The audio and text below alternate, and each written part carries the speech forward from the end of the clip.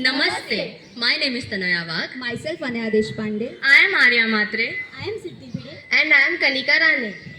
I wonder how India was before 1947. हाँ, even I wonder sometimes. Hash finally reached हो.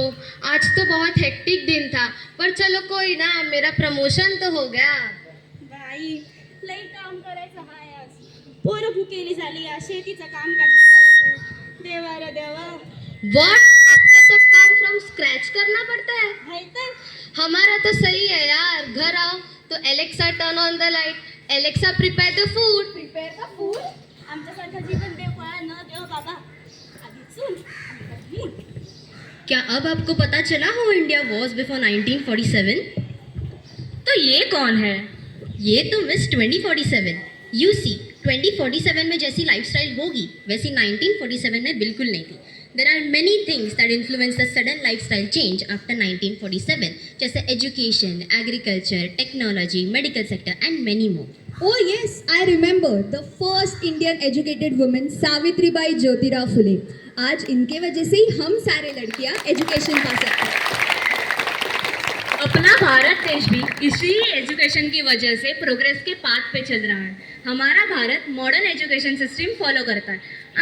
इसकी foundation किसने की थी? इसकी फाउंडेशन ब्रिटिशर्स ने 1830 में लॉर्ड थॉमस बैबिंगटन के सजेशन पे की थी. आज इनके वजह से ही हमारे देश में क्लासरूम लर्निंग सिस्टम शुरू हुई. थैंक्स टू लॉर्ड बैबिंगटन आज हमें इतनी सारी मेमोरीज बनाने का मौका मिला.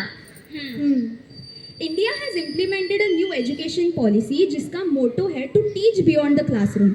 इसके वजह से एजुकेशन का पर्सपेक्टिव ही चेंज हो गया. The policy has given a new definition to teaching. Now teachers motto is to teach what they preach and students motto is to spread what they have learned. Exactly. इसलिए look at us now. आज हम हमारे दोस्तों को beyond the four walls of classroom educate कर रहे हैं. As you guys know, education का जितना इम्पोर्टेंस है उतना ही ज़्यादा हमारे देश में एग्रीकल्चर का भी है. बट 1947 में जैसे एग्रीकल्चरल कंडीशन था उससे ज़्यादा बेहतर आफ्टर इंडिपेंडेंस देखा गया. In the initial years post-independence, India faced so many challenges in terms of food shortages. But due to advancement in technology, India is not only succeeding in educational field, but also in the agricultural sector. Advancement in technology के वजह से education का तो ठीक है, पर agriculture field वो कैसे? टेक्नोलॉजी के वजह से ऑर्गेनिक फार्मिंग का कॉन्सेप्ट इंडिया में इंट्रोड्यूस हुआ, जिसके वजह से हाई यील्डिंग क्रॉप्स आ गए हैं. हमारे देश को आज़ाद हुए 78 ईयर्स हो चुके हैं and we have come a long way since then. Before independence एक एवरेज इंडियन की लाइफ एक्सपेक्टेंसी 32 ईयर्स थी, जो आज बढ़ के 71 ईयर्स हो चुकी है. इंडिया ने पोलियो, ट्यूबरकुलोसिस और मलेरिया जैसी कई सारी बीमारियों को सक्सेसफुली दूर किया है. इनफैक्ट वर्ल्ड हेल्थ ऑर्गेनाइजेशन ने इंडिया को 2014 में फ्री पोलियो नेशन डिक्लेयर किया है. हमने 2 बिलियन पोलियो रिकॉर्ड लगाई. इन 2021 भारत ने अपना सबसे बड़ा वैक्सीनेशन ड्राइव लॉन्च किया, जो है कोविड वैक्सीनेशन ड्राइव. अभी भी वर्ल्ड के 60% वैक्सीन्स इंडिया बनाता है. और ना कि सिर्फ ये, बल्कि भारत जेनेरिक मेडिसिन का भी सबसे बड़ा प्रोड्यूसर है. फ्रॉम आयुर्वेद टू टेक्नोवेद, Bharat has advance significantly. Key advancements such as robotic surgery, AI in healthcare, telemedicine and 3D printing are the rapid technological advancements experienced by the Indian medical sector. And not just this, technological development की वजह से आज हम cancer जैसे disease के ऊपर भी मात कर सकते हैं. वो कैसे? भारत में नैनो टेक्नोलॉजी इंट्रोड्यूस की गई है.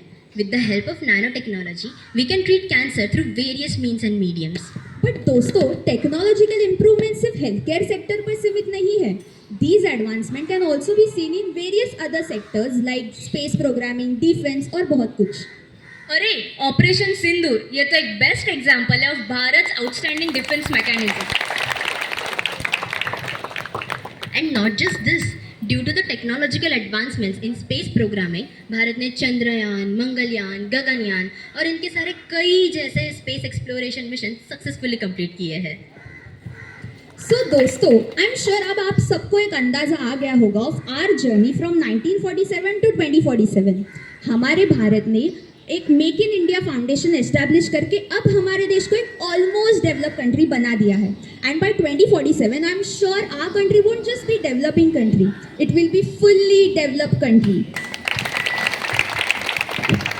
Are Bharat won't just be Bharat, it will be Mahabharat.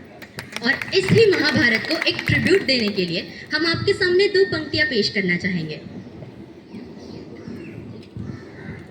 है कथा संग्राम की, है कथा संग्राम की, विश्व के कल्याण की, विश्व के कल्याण की, धर्म धर्म आदि अनंत, सत्य असत्य कलेश कलंक, स्वार्थ की कथा परमार्थ की.